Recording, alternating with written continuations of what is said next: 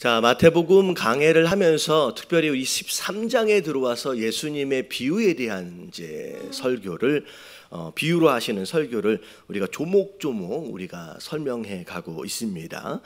자, 이제 1번서부터를 보면 씨 뿌리는 비유로부터 시작되어져서 가라지의 비유, 그리고 겨자씨 비유, 그리고 지난주까지 이제 누룩 비유까지 우리가 함께 살펴봤어요. 거의 비유 하나를 가지고 심지어는 3주 동안 그리고 매주 이렇게 하나씩 깊게 살펴보고 있는데, 오늘은 이제 5번째 비유가 나옵니다.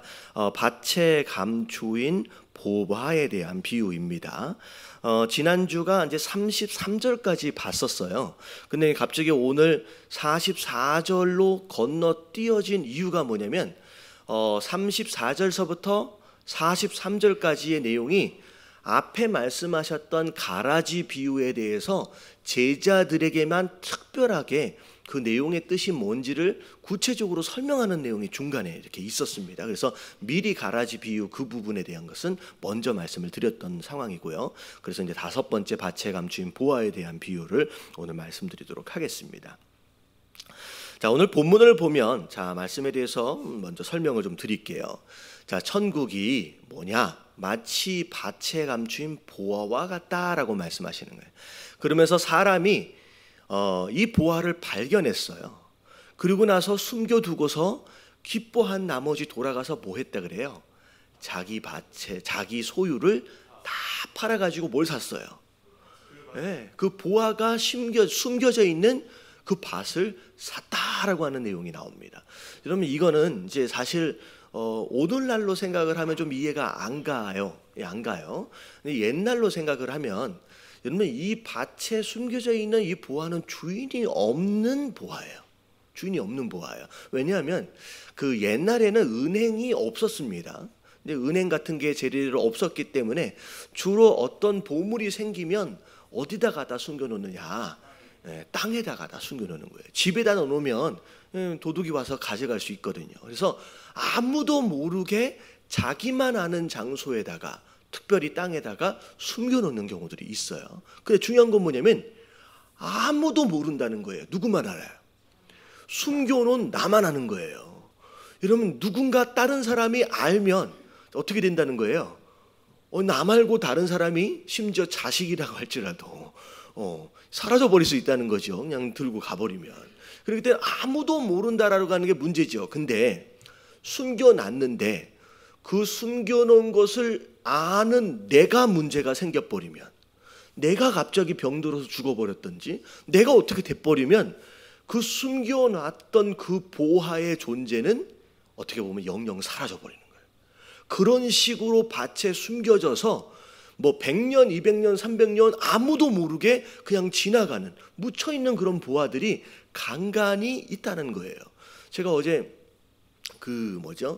페이스북을 보니까 뉴스에 이게 나왔더라고요. 그 몽골 쪽에 그 동전인데 이게 몇 톤이 자기 집에 땅을 파니까 그게 나온 거야. 그러니까 이런 식이에요. 보화를 갖다가 몇 톤이나 되는 동전이다라고 한다면 여러분, 이게 그냥 보통 사람이 숨겨놓은 게 아니겠죠. 어마어마한 부자가 숨겨놨는데 그 사람이 어떻게 돼버린 거예요? 그냥 죽어버린 거예요. 아무도 알려주지 못한 상황. 그러니까 나중에 몇백 년이 지나고 난 뒤에 오만 사람이 자기 집 밑에서 그걸 발견하게 되는 거죠. 그러니까 이런 시대적인 상황을 좀 이해한다라고 한다면 이 보화는 지금 이 밭의 주인도 몰라요. 그냥 주인이 없는 채로 아무도 모르고 누구만 아는 상태다. 발견한 나만 아는 상태로 감춰져 있다라고 하는 것으로 생각하시면 되겠습니다. 자, 그런 가운데 자, 천국이 바로 이런 보화와 같은 것이다라고 이야기를 하고 있는 거예요. 그래서 천국의 자, 특징 중에 첫 번째가 뭐냐? 같이 한번 읽어보겠습니다. 다 같이 시작. 천국은 보화와 같다. 자, 첫 번째 내용은 천국의 가치에 대한 설명이에요. 가치. 천국이 보화와 같다라고 설명하는 것, 심지어 이 보화를 얻기 위해서 자기가 가지고 있는 모든 소유를 뭐 해버렸어요? 다 팔았다는 거죠. 그래서 이걸 샀다는 거죠. 자, 이거 얘기는 무엇이냐? 천국은 모든 것을 다 희생할지라도 얻어내는 것이 훨씬 더 가치 있다라고 느껴질 만한 것이 바로 천국이다라고 얘기하는 거예요. 저는 그런 생각을 해봤어요. 이 보화를 처음 발견한 사람의 마음이 어땠을까? 딱 보니까 뭐가 이게 걸린 거야. 이게 뭐지? 뚜껑을 딱 열어보니까 어마어마한 보화가 딱 발견이 된 거예요. 그때부터 뭐가 뛰기 시작해요? 심장이 두근두근 뛰기 시작하는 거예요. 그래놓고선 다시 숨겨놔요. 그리고 나서 덮어놓은 다음에 이걸 어떻게 하면 얻을 수 있을지를 궁리하면서 뭘 결정을 했느냐? 내 전부를 다 팔자. 내 소유를 다 팔자. 그래가지고 내 소유를 팔러 가고 있는 그 상황 안에서도 어떤 마음일 것 같아요? 혹시나 나보다 먼저 이걸 더 먼저 발견하는 사람이 또 있으면 어떻게 될 것 같아요? 이걸 빼앗길지도 모르니까 가슴이 콩닥콩닥 막 뛰는 마음으로 어떻게 해서든 빨리 소유를 팔아야 되잖아요. 제값 받고 팔았을까요? 아니요. 여러분, 이렇게 급하게 팔면요 제대로 못 받는 거예요. 거의 헐값에 팔면서 돈을 만드는 거예요. 뭘 사기 위해서? 이 땅을, 이 밭을 사기 위해서 다 파는 거예요. 근데 전 그 생각을 해봤어요. 아무리 헐값으로 팔려진다라고 할지라도, 자기 집이나 자기 땅이 팔려진다라고 할지라도, 그러면 이 발견한 이 사람 마음 가운데 아이고 아까워 죽겠다라고 하는 마음이 있었을까요? 없었을까요? 그런 마음은 없는 거예요. 비록 내 집이, 내 땅이 정말로 말도 안 되는 가격에 팔린다라고 할지라도 절대 손해본다고 생각하지 않아요. 절대 아깝다고 생각하지 않아요. 왜냐하면 이것으로 인하여 내가 얻게 될 이 보화는 이것과는 비교가 할 수 없는 어마어마한 가치가 있기 때문이에요. 여러분, 이게 보화를 발견한 사람, 그 사람의 마음이라는 거예요. 여러분, 천국은 그런 거예요. 여러분, 천국은 그런 거예요. 여러분, 신앙생활은 이렇게 설명할 수 있어요.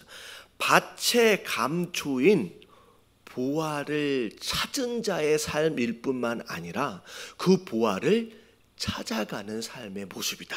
이게 신앙생활이에요. 우리가 이미 감추어진 보화를 찾은 줄로 믿습니다. 그럼 그게 누구냐? 예수님이거든요. 이미 그 보화를 찾았어요. 그리고 심지어 그 보화를 더 뭐하고 있어요 지금? 찾아가고 있는 성도의 삶이 바로 신앙생활이에요.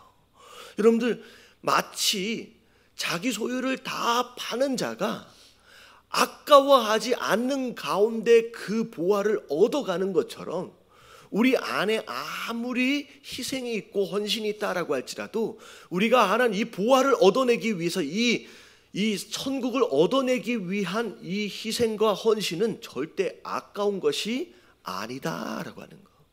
여러분, 깨달아지시길 주님의 이름으로 축원합니다. 여러분, 우리가 보물에 대한 인식을 바꿀 필요가 있어요. 보물에 대한 인식. 내가 누리고 있는 그 집이 그 땅이 아니라는 거예요. 그거보다 훨씬 더 가치 있는 거, 그 천국이 우리 안에 보물로 인식되어질 수 있는 그런 눈을 가질 필요가 있다라는 거죠. 예수님께서 이 땅에 오셔서 가장 처음 하셨던 설교의 내용이 무엇이었느냐, 전하셨던 복음의 내용이 무엇이었느냐, 마태복음 13장 7절 말씀이에요. 다 같이 한번 읽어볼게요. 시작. 이때부터 예수께서 비로소 전파하여 이르시되 회개하라 천국이 가까이 왔느니라 하시더라. 예수님께서 이 땅에 오셔서 처음 입을 여시면서 하셨던 처음 복음의 내용이 뭐에 대한 내용이었느냐? 천국에 대한 내용이었어요. 이 땅에 내려오셔서 예수님께서 이 땅의 보물에 대해 말씀하시지 않았어요. 이 땅에서 잘 먹고 잘 사는 거에 대해서 이야기하지 않으셨어요. 사업이 잘 되고 좋은 집을 사고 좋은 직장을 가고에 대한 내용을 말씀하신 게 아니라 뭐에 대해서 말씀하셨느냐? 천국에 대해서 말씀하셨다는 거예요. 예수님께서 이 땅에 오신 이유가 뭐냐? 천국을 위해서 오신 거예요. 우리에게 천국을 안겨주시기 위해서 오셨다는 거죠. 심지어 예수님께서 8가지 복을 설명하실 때도 가장 첫 번째 복에 대해서 뭐라고 설명하셨느냐. 자, 마태복음 5장 3절 말씀 다 같이 한번 읽어볼게요. 시작. 심령이 가난한 자는 복이 있나니 천국이 그들의 것이며. 가장 첫 번째 복이 뭐냐? 뭐를 얻는 것이다? 천국을 얻는 것이다. 가장 중요한 복이 뭐냐? 천국을 얻는 것이다라는 거죠. 여러분, 우리의 신앙생활이, 우리의 시선이 여러분 이 땅을 바라보면 안 되는 거예요. 여러분, 예수님께서는 이 땅에 어떻게 보면 오신 이유가 우리가 이 땅에서 잘 먹고 잘 사는 것을 위해서 오신 것이 아니다는 거예요. 천국을 위해서 오셨다라고 하는 것이요. 여러분들 기억해서 정말로 중요한 가치, 진짜 보물은 이 땅에 있는 것이 아니라 천국이다라고 하는 거. 바로 예수 그리스도가 정말로 내 모든 소유를 팔아도 아깝지 않을 만큼 얻어야 할, 소유해야 할, 누려야 할 진짜 보물이다라고 하는 거. 여러분 깨달아지시길 주님의 이름으로 축원합니다. 그래서 우리 찬송가에 보면 자, 이런 찬송가가 있어요. 자, 93장에 보면 주 예수보다도 귀한 것이 없네. 여러분 가사 1절만 한번 띄워줘 보세요. 자, 1절을 보면 주 예수보다 더 귀한 것은 없네. 이 세상 부귀와 바꿀 수 없네. 자, 이렇게 가사가 되어지는데 어떤 분이 이 가사가 너무 마음에 안 드는 거야. 목사님인데 이 가사가 너무 마음에 안 들어. 안 드는 이유가 뭐냐면 어떻게 주 예수보다도 귀한 것이라고 얘기를 할까? 것은 물건을 얘기하는 것 같잖아요. 그래서 이 가사가 너무 마음에 안 든다는 거예요. 그래가지고 굳이 뭐라고 불러야 되냐고 얘기를 하냐면 주 예수보다도 귀한 분은 없네 라고 이제 부르고 싶다라는 거예요. 근데 분이라고 이야기하지 않고 것이라고 이야기한 이유가 뭐냐면 분이라고만 얘기를 하면 모든 사람들 가운데 가장 귀한 분이 되는 거거든요. 근데 굳이 이 가사를 귀한 것이라고 이야기한 건 뭐냐면 이 세상에 있는 모든 존재들보다 가장 귀한 거, 모든 존재 안에서 가장 귀한 거, 그분이 누구다라는 거예요. 그게 예수 그리스도다라는 거예요. 의미가 뭔지 아시겠죠? 여러분 이게 바로 천국의 가치다라고 하는 거. 여러분 깨달아지시길 주님의 이름으로 축원합니다. 그런데 예수님이 진짜 이렇게 중요한 분이다라고 아무리 입이 닳도록 얘기를 해도 알아들어요? 못 알아들어요? 못 알아들어요. 여러분 알아들으신 분은 손 한번 들어보세요. 알아들으신 분. 여기는 좀 알아들어 주셔야지. 못 알아들어요. 그래도 예수님보다 그래도 한 10억짜리 뭐 복권 하나 당첨되는 게 그래도 좀 낫지. 그렇게 생각할 수 있다는 거죠. 못 알아들어요. 여러분 못 알아듣는 이유가 있어요. 이유가 두 번째예요. 자, 다 같이 한번 읽어볼게요. 자, 2번 다 같이 시작. 천국은 감추인 보화와 같다. 보하긴 보한데 어떻게 되어져 있다? 감추어져 있어요. 그래서 몰라보는 거예요. 드러나 보여져 있으면 보물이구나 라고 누구나 다 알죠. 근데 이 보화는 어떻게 되어져 있는 상태냐? 밭 안에 갇혀져 있는 상태, 감추어져 있는 상태예요. 그렇기 때문에 아무리 얘기를 해줘도요 못 알아듣는 거예요. 예수님이 가장 귀한 것이다 라고 입이 닳도록, 귀가 닳도록 아무리 얘기를 해줘도 그래도 그게 아니지 라고 못 알아듣는 거라는 거죠. 여러분 그래서 이 천국에 관한 이야기를 성경은 뭐라고까지 얘기하고 있느냐? 비밀이라고 얘기하고 있어요. 비밀은 아는 사람은 알고 모르는 사람은 모르는 게 비밀이거든요. 그래서 골로새서 1장 26절서부터 27절에 보면 자, 이 비밀은 만세와 만대로부터 감추어졌던 것인데 굉장히 오랫동안. 자, 이제는 읽어볼게요. 시작. 이제는 그의 성도들에게 나타났고 하나님이 그들로 하여금 이 비밀의 영광이 이방인 가운데 얼마나 풍성한지를 알게 하려 하심이라. 자, 이 비밀은 너희 안에 계신 그리스도시니 곧 영광의 소망이니라. 아무리 예수님에 대해서 말해도 알아들을 수가 없어요. 왜? 비밀처럼 밭에 감추어져 있는 보화로 있기 때문에. 근데 자, 결국은 하나님께서 신약에 들어서 예수님이 이 땅에 오심으로 말미암아 그분이 누군지를 드러내셨어요. 자, 그게 마지막 부분에 나와 있는 이 비밀은 다른 것이 아니라, 이 보화는 다른 것이 아니라 누구다? 예수 그리스도다라고 밝히고 있는 것입니다. 여러분, 우리가 못 알아듣는 이유, 어떻게 보면 이 비밀. 자, 그래서 마태복음 13장 11절, 우리가 얼마 전에 함께 나눴던 이야기 중에 하나가 뭐냐면, 대답하여 이랬을 때 천국의 비밀을 아는 것이 누구에게만 허락됐어요? 지금 제자들에만. 그러니까 지금 너희들은 내가 뭐라고 하는지를 알아듣는데 그 외에 다른 사람들, 바리새인들, 서기관들 뭐 성경을 많이 안다라고 해도 아무리 얘기해도 못 알아듣는다는 거예요. 그래서 예수님 비밀이다라고 얘기하는 거예요. 근데 자, 왜 이 비밀을 못 알아듣느냐 이유에 대해서 고린도전서 2장 14절에 이렇게 설명하고 있습니다. 다 같이 한번 읽어볼게요. 시작. 육에 속한 사람은 하나님의 성령의 일들을 받지 아니하니. 자, 뭐에 속해 있기 때문에. 여러분, 육에 속해 있는 사람은 이 이야기를 아무리 해도 못 알아들어요. 왜냐하면 그 사람은 육에 소속되어 육에 속해 있는 자일므로써 뭘 바라보고 있어요? 시선이 이 땅의 것만 바라보고, 이 땅의 것만 바라보고 있기 때문에 아무리 얘기해도 못 알아듣는 거예요. 심지어 그것들이 그에게는 어떻게 보인다는 거예요? 어리석게 보인다는 거예요. 자, 보세요. 이 보물을 찾은 사람이 자기의 집을 헐값에 파는 모습을 보면서 사람들이 뭐라 그랬을 것 같아요? 야, 이 바보 같은 사람, 야, 그걸 그 가격에 파는 게 말이 되냐? 라면서 그 팔아버리고 있는 그 집과 그 사람의 땅에 대해서 어리석다고 생각할 거예요.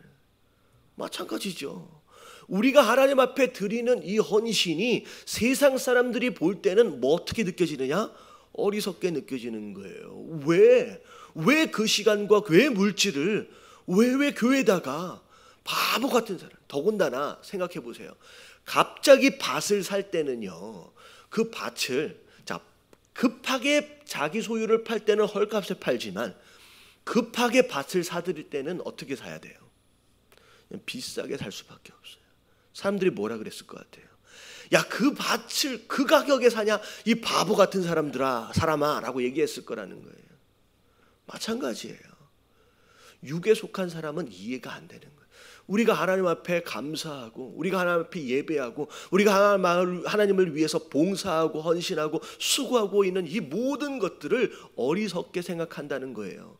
또 그는 그것들을 알 수도 없나니, 자, 그러한 일은 무엇으로 분별하기 때문에? 영으로 분별하기. 육에 속한 사람은 안 된다라고 하나님 말씀하고 계시는 겁니다.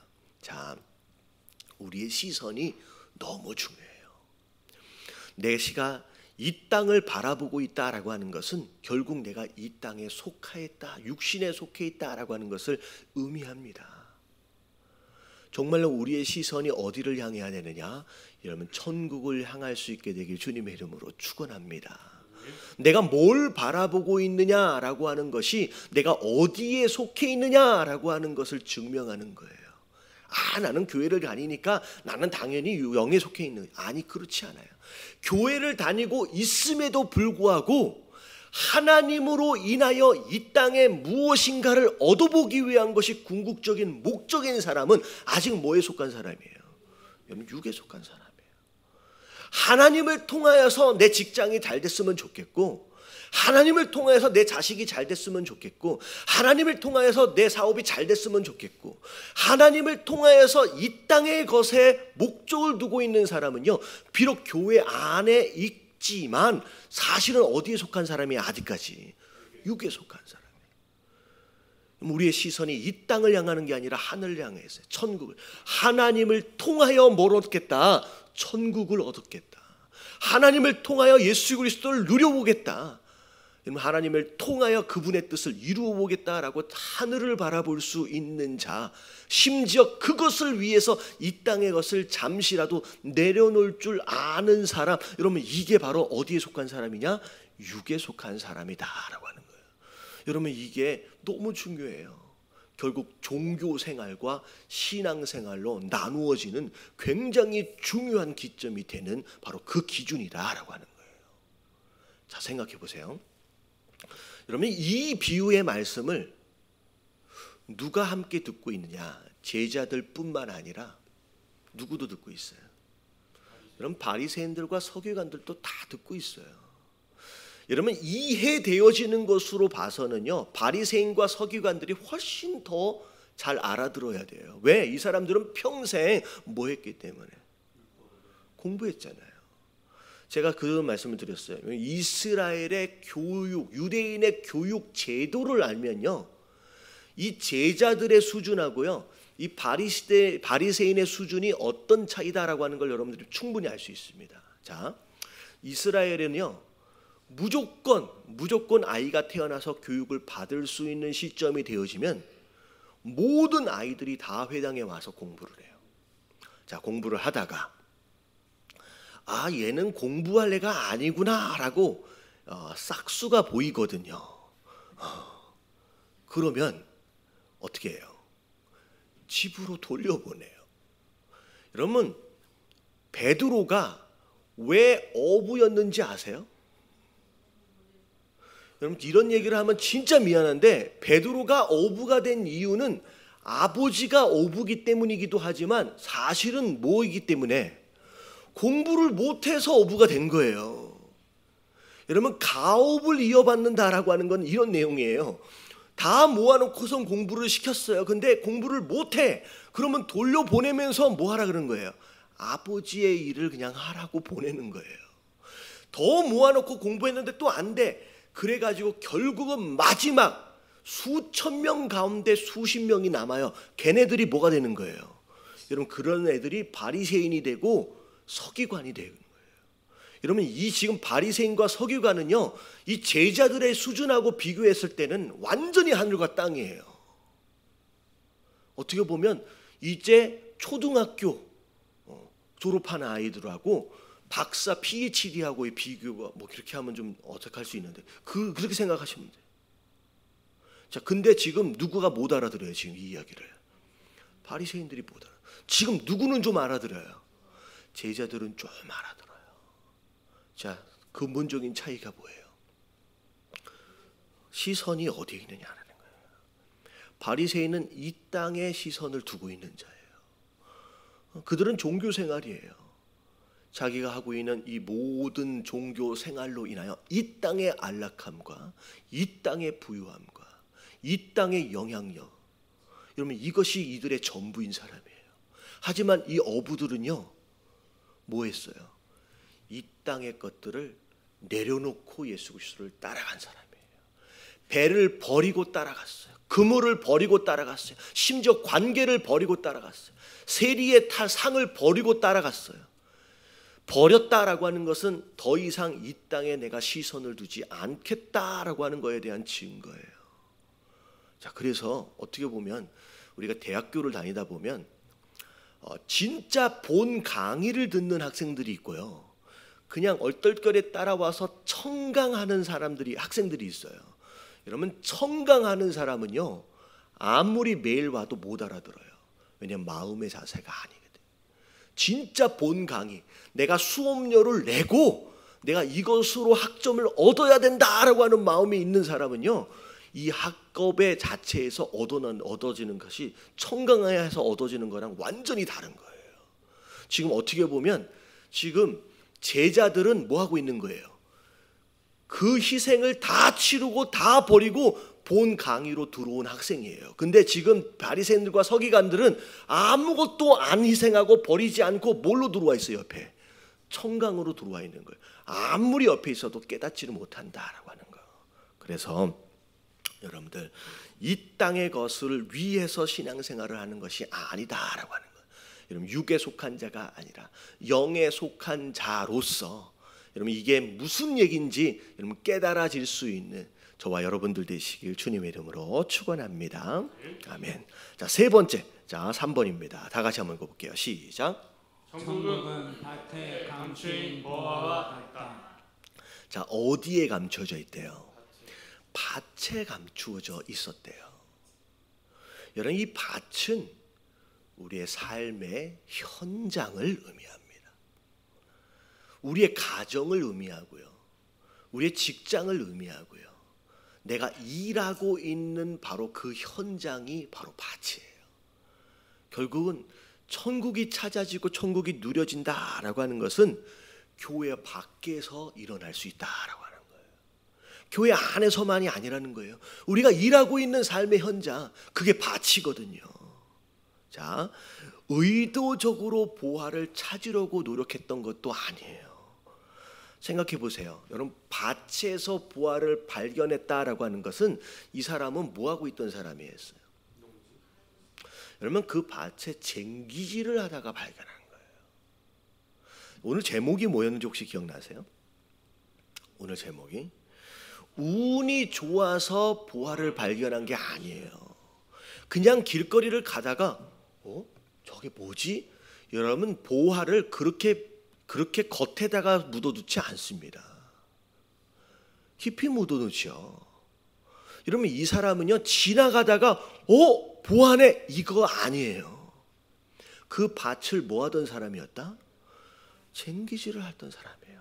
갈던 사람이에요.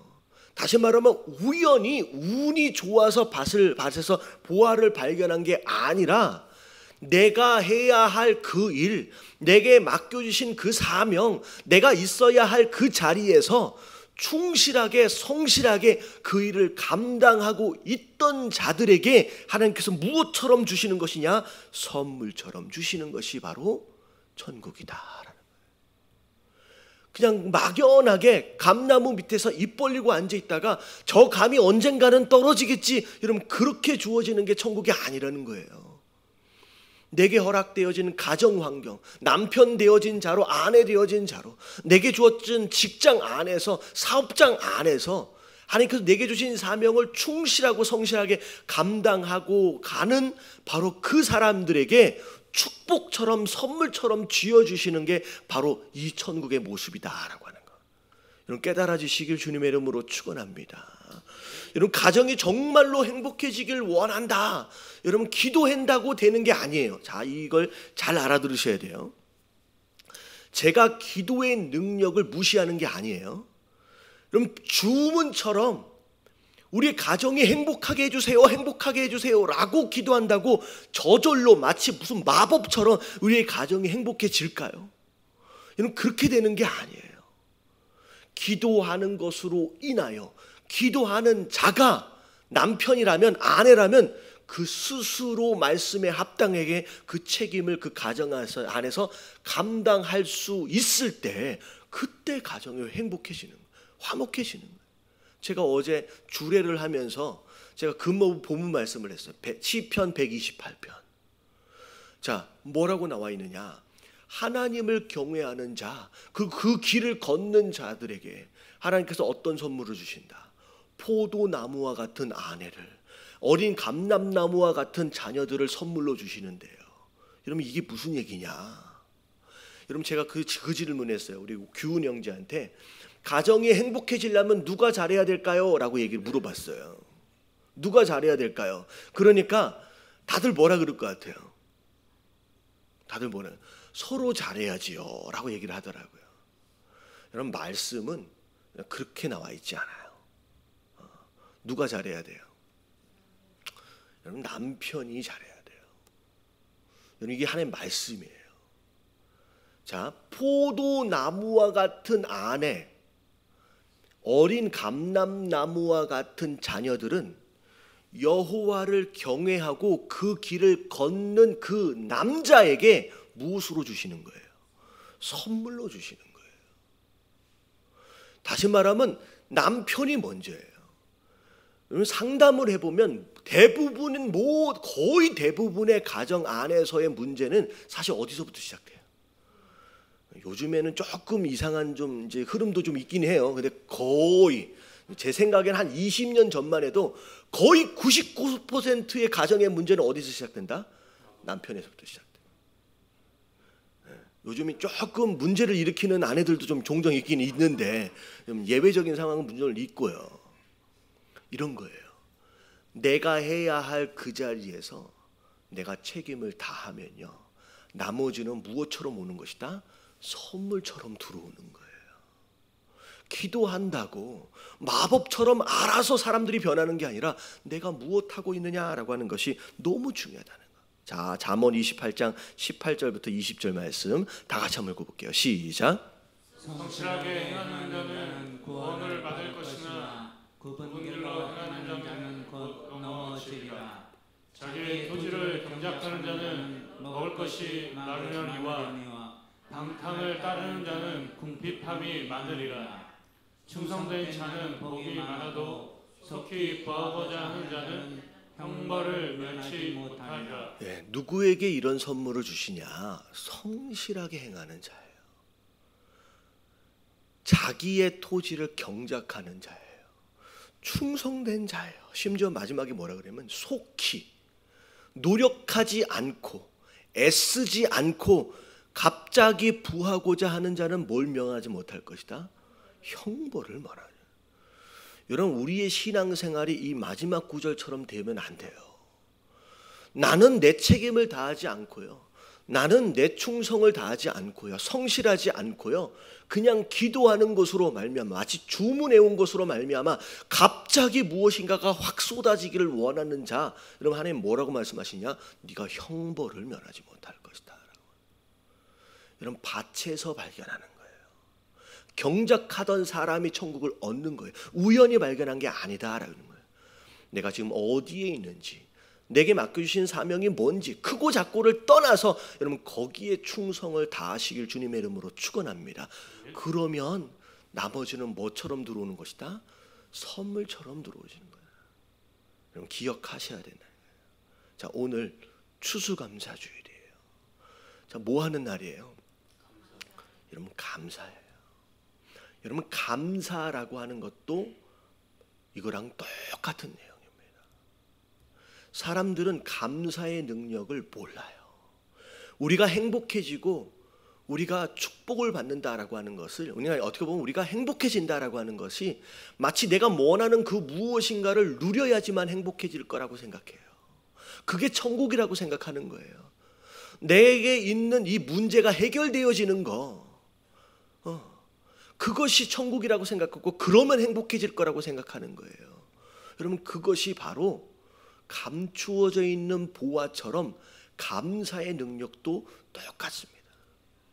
감사의 능력을 모르는 거예요. 내가 원하는 걸 누린다고, 내 문제가 해결된다고 행복해지고 천국이 누려지는 게 아니라 마치 보물처럼, 감추어진 보물처럼 여러분 감사해 보십시오. 오히려 감사가 행복을 끌고 오는 거예요. 여러분 감사가 오히려 천국을 만들어가는 거예요. 그래서 심전천언 이렇게도 표현합니다. 다 같이 한번 읽어볼게요. 감사는 시작. 감사는 천국의 문을 여는 열쇠와 같다. 여러분 문이 앞에 있어요. 뭐 하기만 하면 돼요? 열기만 하면 돼요. 근데 하나님 뭐라고 말씀하시냐? 감사로 그 문을 열라는 거예요. 사람들은 생각하는 거예요. 그렇게 한다고 될까? 미련하고 어리석은 것처럼. 아니라는 거예요. 그걸 사용해 보라는 거예요. 그러면 천국이 여러분 삶 가운데서 누려진다라고 하는 거, 행복해질 수 있다라고 하는 거, 여러분 그 감사의 능력을 여러분 사용하실 수 있는 저와 여러분들 되시길 주님의 이름으로 축원합니다.